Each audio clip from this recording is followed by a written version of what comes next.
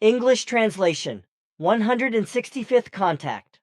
Monday, 8th March, 1982, 8:30 hours. Unfortunately, it has now become Monday, even though I wanted to come to you no later than yesterday. That is not bad, for through this I encountered a question that seems important to me. What does it concern? Last Friday, you spoke of the matters of the center and of yourself as well as of your people, concerning the fact that a swinging wave endangers you here, and it slowly makes it impossible for you to be able to come here. But now it has hit me that you were already often in the house, in the office, or even in the lounge with me, but still you have not had any problems. That is of correctness. I have given you no explanation about that. But it is, in fact, the case that walls and glass, etc., strongly absorb the Earth-human swinging waves, which lowers the risk for us that we lose control. But now this does not mean that the danger is averted through this, because, in truth, it only decreases, which is why we must protect ourselves from the consequences with our protective devices. Moreover, the small devices are completely sufficient for this, but only for a short time, while in this connection my large device grants absolute security for several hours when I am surrounded by protective walls. But then, I do not understand at that time Simyase. We all trusted in the reason of the group members, which is why we never had our protective devices in operation in the Sohar Center. Oh, I see. That was so, yes, unfortunately.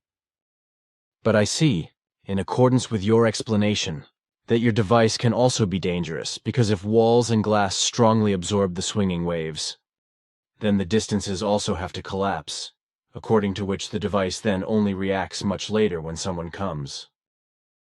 So it could be that you are standing behind a wall, etc., and then suddenly someone comes around the corner, after which then the catastrophe would be baked. That is of correctness. You have recognized the facts exactly as they are. Now I first understand the things correctly.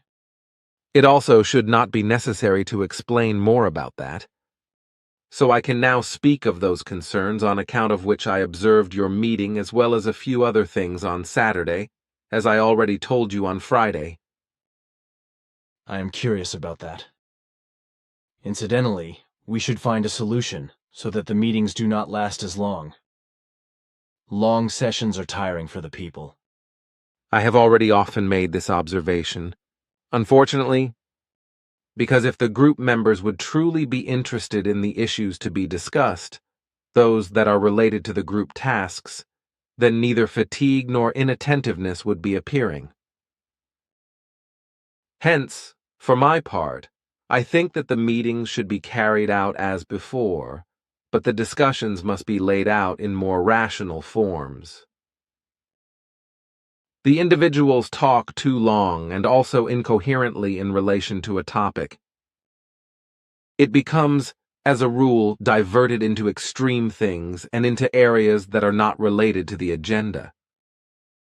The interest, however, must generally become better, as well as the will for this fulfillment of duty. Like with us, such meetings also take place on the earth every day in all possible areas, and these meetings, as a rule, last much longer than yours.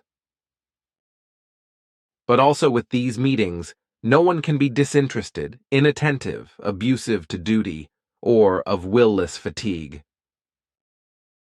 Thus, the group members should also finally satisfy their duty in this respect. Then I must also look for no other solution, and can immediately raise a question. Elizabeth complained to me yesterday that she always has difficulties with the meditation because she becomes regularly attacked by a racing pulse and racing heart, etc. I could not give her any information concerning this, however, because I did not know where it comes from. That is, I only see one possibility as to when such symptoms arise, but I am not sure if this is actually so. In my opinion, it can only be the case that Elizabeth generates rather bad swinging waves through her whole being, as you mentioned this once, which are trying to be neutralized by the entire circle. Nevertheless, the still weak selfishness and power craze of Elizabeth defends itself against this by all means. But it is senseless and pointless, because the whole circle has much greater forces than those that she can raise herself. So through this, she is subject to her own outbursts, which generates excitement in her, and a racing heart as well as a racing pulse. That is of correctness, if it is actually like what was said. Her domineering V-Sin inner core nature must react in such a manner. But it does not go against the powers of the circle because these fight in logical gavolt against this negative, corrupt state in her. Her habit of influencing others with her very negative swinging waves fails here miserably and strikes back at her, which, by the way, will also appear to a much greater extent with Ingrid, even though up to now she has apparently made no such remarks toward you. But the fact that also with her, very strong and even degenerative defense reactions appear with the meditation. This is not to be dismissed out of hand because an inspection specifically carried out by me for this purpose has revealed this fact. Ingrid is, in fact, very strongly affected by a craze for domination, which expresses itself much more strongly than what is noticeable with Elizabeth toward the children. Until now, never have I experienced that children indulge so unnaturally, extensively, and intensively in agonizing crying as what is the case with Ingrid with her children and with those of Elizabeth. Their domineering swinging waves particularly affect the small children in such a manner that they feel excruciating pains in their emotional centers, which are so intense that they often cry. But this also carries over to the other children, which is usually only expressed, however, when they are no longer in the center, where their sufferings have vanished through the neutralizing swinging waves prevailing here. Particularly, Ingrid gives no thoughts to these concerns because she is still so biased in old, false, and crazy teachings that she does not recognize the truth and, therefore, wrongfully looks elsewhere for the causes, namely at Elizabeth and at the group members of the center. But in truth, these causes do not lie with Elizabeth, but with herself.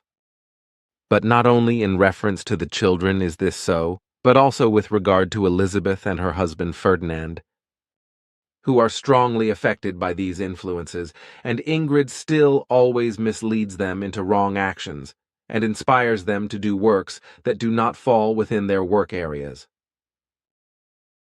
In this respect, Ingrid must learn very quickly to discard this behavior and to begin working herself. She has to fulfill her own duties herself, while Elizabeth and her husband fulfill theirs. It is not right that Ingrid only exercises a role of an idle woman, while Elizabeth and her husband or her child Melanie must perform her works. With us, who are much further developed in these matters, such machinations cannot and may not appear. Therefore, I will concern myself with preparing a daily work plan for Ferdinand, according to which he should work in the future, in which case he then has to ignore all animating suggestions of Ingrid toward the performance of the activities assigned to her as a woman. A man has his own duties, and so does a woman, and these are to be fulfilled by those concerned. And with that, I am back at Elizabeth, who should continue to fulfill the duty with regard to the meditation, even if it is not pleasing to her. Only through this will she learn in this respect to suppress her weak, domineering emotions, because there is no other way for her to do this. Thus, the meditation must be imposed on her as the most urgent duty. And concerning her smallest child and also Ingrid's, I must, regrettably, still say that also the food leaves very much to be desired, for not enough nutritious, energizing, and solid food is given to these children. In particular, it traces back to the initiative of Ingrid, who, even in these respects, raises very strange and unrealistic thoughts and ideas that have a harmful effect. Very often, she also searches for the blame somewhere outside of herself. When she suffers from disturbing influences and swinging waves, after which she then assumes that outside, negative swinging waves have befallen her and influence her negatively. But that truly is not the case with her, except when she, as well as Ferdinand, fall into their extremely negative self-magnificence craze. Ingrid should thoroughly indulge herself once in your very well-described facts of the spiritual teaching, in which you have described the adversary's powers and their effects exceptionally well. These self-adversary powers and delusion-believing ideas of Ingrid alone are what very often influence her negatively. I have already told Ferdinand myself that I will work out a daily work plan with him, according to which he should then act. With that, it just comes to my mind that he has asked me about his coming here on Saturdays, when he has to work on his farm. As a farmer, he needs this time on nice days, because this business brings with it that nice weather must be used for cultivation, according to which he cannot always be in the center on Saturdays. I have thought about this, and if these interests have prospered with him so far, then it is self-evident that he only has to appear each Sunday at the time of the meditation circle. But he, and also Ingrid, have to respect that they arrive at the center at least 1 hour before the beginning of the meditation. But still, that is not the extent of it, and moreover, old traditional difficulties arise with Ferdinand's parents, who can bring a lot into question. His parents are inconsistent in their honesty and in all their senses, which is why new difficulties have now arisen with regard to the property sale. Crap, but I have already heard something similar. But I think we have now discussed this topic enough. I myself still have a few things that I would like to discuss with you. Do you hear that? Someone is out there in front of your workroom. Yes, I hear it. It seems to be Atlant. Funny, it sounds as if he is right in front of the office. But I think that I have locked the outer door. I will check. I will go away in the meantime and come back in 30 minutes. Okay. It really was Atlant. Beetle was so intelligent to let the little elf into the new aviary, where he then opened the door to the inner room and yelled out, "Fogely, Fogely, Birdie, Birdie." Really, not very smart of Ava, because she had known, nevertheless, that you are here. That is of correctness. She says that I am to apologize to you for her. I give her no reproach, but we talked about these things at the very beginning, also of the fact that Simya Sai became injured by such carelessness and neglect of duty. The same could have now happened to me here, if I did not have my protective device with me, because the distance to the sitting area of the house from here is very short. It is, therefore, incomprehensible that such incidents occur again and again. If we have our devices in operation, then there is likely no danger for us, but something can fail once with these devices, and then it happens. Unfortunately, our respective devices still are not developed so far that we can rely on them in every respect and with absolute certainty. Other than this device here, which still needs some improvements and developments, everything is still far too unwieldy and difficult to transport. It is indeed a sizable bucket. That is of correctness, and that is why I am trying hard to bring the device to handier forms. Which you will certainly manage to do, as I know you. Indeed, but now to other things. You are very interested in the matters of the dark cloud that moves around the earth. which is why I have dealt with this in more detail and have found out that it is already incorporated into a process of change that lets it largely become liquid matter, particularly sulfur-containing substances, which originated from the ash and dust particles and the steam particles of the Earth, which are suspended at these heights. In particular, this concerns sulfur-containing substances that move, invisible to the eye, at these altitudes and that are, nevertheless, also emission products of the Earth and come about, for example, through volcanic eruptions and rise as steam-like masses into the atmosphere and stratosphere, as well as ionosphere, etc. Aha, so it is practically a process like the one from which the clouds originate. But tell me, the scientists now actually claim that this cloud has its origin on the Earth, and thus, with an unknown volcano of enormous proportions. Although you said that such would have had to have been detected by seismology devices. Nevertheless, could it not be that this cloud not only comes from Jupiter's moon Io, but that it has also mixed with the substances of some volcanic eruption on Earth, which was simply somewhat smaller than what could have been seismically detected? No.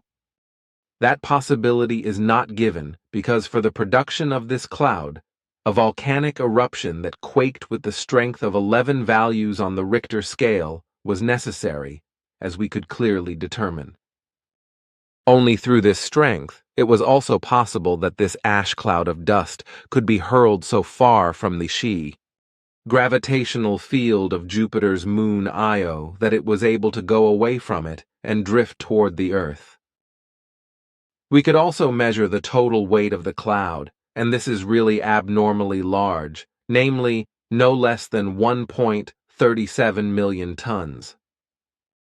That is, indeed, incredible. But I do not understand why such an ash cloud of dust does not become compressed and practically seen as a meteorite or the like. For, in my opinion, such a cloud would have to be forced into a raging rotation.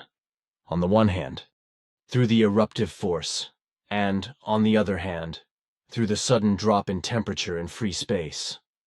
By what means it would have to compress itself spirally bit by bit. That is of correctness, and moreover, it is a phenomenon that is still unknown to the earthly scientists. In order to explain these processes surrounding this cloud to you more closely, I must be a little more detailed. After which, you will then also understand why this has not been concentrated into a meteorite. On the one hand, such a concentration into agglomerated and compressed matter takes a very long time, which must be measured with many thousands of years, or even millions of years, or at least hundreds of thousands of years, depending on the type and state of the respective overall mass of the dust-filled or gaseous object. But on the other hand, the speed and temperature of the respective object also play a very important role. Now, if the type of the substance is such that, through the zero temperature of free space, it immediately freezes to the heat form, which in the case of the A question in between. By zero temperature, you probably mean the 0 point of space, which we designate as absolute zero, so therefore 273 degrees below zero, or something. There could be misunderstandings in this regard because with us, it is maintained and determined by science that the 0 point is where the forces divide. So where plus and minus begin, so thus the 0 from where values begin to increase with plus 1 degree up to infinity, and from where values begin to decrease with minus 1 degree down to minus 273.5 degrees Celsius. That is very right. My explanation regarding the zero temperature refers to the totality of the negative value, which is not uniform throughout the whole universe, however, and neither are the appearances of light or of the colors in their respective positive or negative values. Right. But that probably goes too far because we can hardly make it understandable to the human beings of Earth that the colors and light, known to them, also exist in negative values. That there are still many other colors than what the human being knows, just as there is also black light, which unfortunately seems crazy to the human beings of the Earth. But now, it would be just as difficult if we wanted to explain, as you said, that something immediately freezes to the heat form. This might also be incomprehensible to the human beings of Earth, because only a few can understand that starting from a certain point of deep cold, the phenomenon of plasma destruction through cold combustion occurs, through which specifically forms of protoplasm, etc., actually burn through cold heat, like, for example, what cold fire also does, which you demonstrated to me on the Great Journey. That is all of correctness, which is why we should also omit further explanations. Not even scientists of the Earth who are well oriented on this would understand our remarks. At any rate, in the case of the aforementioned cloud, it was such that the ash dust particles ejected by the volcano of Io immediately froze to the heat form through the zero temperature of free space, because together with the actual ash dust, which is 1,000 times finer than the ash particles of volcanoes, hundreds of thousands of kilograms of sulfur compounds and other chemical compounds, which were vaporized by magma, reached into free space and cooled down there in a flash and became the finest crystals. At the same time, the cooling occurred so quickly that they did not clump together and, therefore, could move as an open cloud through space to the Earth, where they then underwent a renewed chemical change through the chemical elements prevailing here, which orbit the planet at all altitudes. To our knowledge, this cloud moving through space was also registered by the devices of the American NASA, which were sent to Jupiter and Saturn, etc., but the authoritative scientists could not do anything with the mysterious messages of their apparatuses when they received these from their devices. By that you probably mean the Voyager probes? That is of correctness. Have you not announced recently, however, that several volcanoes erupted on the Earth and had not been registered by the seismographs? That is also of correctness, but the aforementioned cloud stands in no connection with that. The eruptions were much too small for them to have been able to be registered by the most sensitive devices on Earth. One of these eruptions was on the continent of Africa, one in the Russian wilderness, another in the vast seas of Oceania, one in the Asian region, and the last in the pre-zones of Antarctica. Man, that is a whole series, and no one supposedly had actually noticed anything? That is not of correctness. I spoke of the fact that the scientists made no relevant findings from the aforementioned volcanic eruptions with their seismological devices. Otherwise, several of the eruptions were observed very well, but only by Earth humans of a non-scientific nature, which is why also nothing became known about that. Now I understand, but tell me, the Russians have now, once again, sent 2 probes to Venus, and at the same time, also garnered soil material. If they can now actually examine it, what will come of it? It will not be very much, but still a very good and great success for the Earth scientists. Their devices will not be of long durability on the planet Venus because they are not built for the extreme temperatures there. They cannot, indeed, because about 500 degrees of heat prevail there on the planet. After a short time, the things lie lame. But once they can actually get the rocks into the probes and examine them, they will have to have gotten those of the bedrock because the surface layers were torn off by the space suction that took place around 2 or 3 years ago in all, right? You really think of everything. Yes, they will collect and analyze the bedrock, but there are still large areas of the surface layers of the planet, despite the gigantic suction at that time. Then it should now also no longer be a duty to be silent about the truth of the planet Venus, and it can be said that it concerns a planet which stands only a second time in the last phases of its development, after which, in a few 100,000 years, or in a few million years at the latest, depending on the external influences, it will awaken to faunal surface life. which is to say that it will then develop and carry primeval world life, soon after which animals will then emerge there, as it happens on every planet of a similar nature. Once again, you take my explanations away from me. All right. Then the fairy tales and cover-ups surrounding the truth of the planet Venus can and may finally be forgotten? That is so. Good. Then I would also like to mention that you have explained to me once that already millions of years ago, 4 or 5 of these, Venus had brought the transformation point behind itself, through which magma lava outlets have formed the ground's crust, and this was then strengthened. Now, after this process, as you have explained, only the surface transformation will take place, which, on the one hand, will result from the collection of space debris, like dust, acids and other chemical compounds, shooting stars, meteorites, and many other substances and elements, etc. But on the other hand, the remaining part will also take place out of the planet itself and from its surface, through underground volcanic upheavals and corrosion phenomena, etc. through this. So I remember, as you said to me, the whole surface of the planet will continue to grow and, on the other hand, compress inward, through renewed transformations and corrosion. An outer coat layer will slowly but surely arise, which itself will begin to develop many kinds of amino acids once the right state is reached. After which the first life of flora will then find its beginning, which will then soon be followed by the higher floral state of life, and then the first fauna-like life. But this will still take a few 100,000 years, or, in the longest case, a few million years, as you have said.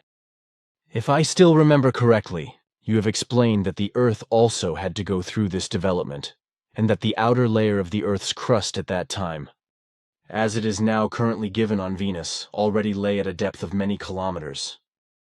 Consequently, it can be assumed that if the present upper crust of Venus is dropped to about 5,000 to 10,000 meters of depth, and is increased with new material, then the first life begins to be created, right? That is of correctness. But to my knowledge, we have not given you any information about that. That's true. But according to Adam Rees, I can put 2 and 2 together. By that, you mean to say that you have found out the correctness using the data given to you and through your own cognitive work and combining work? You see, that is of correctness, my son. That does not surprise me, for I know only too well that you always think over our words and explanations extremely thoroughly and then rummage through everything for so long, until you either find an actual and true solution, or until you do not know any more and then ask us for the results. But now it is that time again, my friend. I will already visit you again tomorrow or the next night. You are in a great hurry. Why?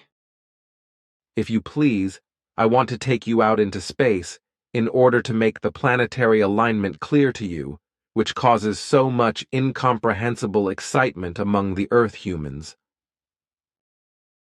Oh, I see. Yes, I did not think of that. I have tried to bring some reason among the human beings in this regard, but the newspapers and magazines, etc., have neither noted nor published my articles. They just cannot make any money with the truth, which is why they only set forth senseless and false prophetic nonsense of pseudo-astrologers, pseudo-clairvoyants, and other charlatans and conjurers, whereby they also still mistakenly involve Nostradamus among and with these, and maintain that he already prophesied the same nonsense even then, even though not a word of this is true, and his gloomy prophecies that include planetary phenomena relate to completely different events, which still lie far in the future. But over and over again, these twits and would-be experts of Nostradamus's prophecies appear, who then claim that they have found the key to unraveling his prophecies, particularly because certain events of the world are repeated again and again, and so then, these lunatics are misled to accept that a prophecy had been devised for such an event. This is best seen with the events of Napoleon's time, with the events of the First and Second World War, and with the running time since then. Nevertheless, Every possible and impossible prophecy of Nostradamus is actually pressed into these events, even though they do not describe these incidents at all, and these are to be found in other centuries. But the cunning fraudsters make millions with this and become stinking rich through this. It really is a shame, and indeed, a rather damned one. You are excited, my friend. Ha, should I not be about that? Exactly, should you not be about that? I think that you do indeed have the right to that, my friend. Again, you talk too much, you elf. I better go before you come to say that Nostradamus was a wonder boy. Also was, my friend, and he is that for me even today, and I feel devilishly much respect, reverence, and love for him. CC, you can suddenly use rather hearty expressions to hide your emotions. But that does not work with me, you sentimental type. It is probably better if we part now. Till we meet again. So see it through, then bye-bye, till tomorrow or the next day. But maybe it would be good if you would learn a few swear words in the meantime. Take care.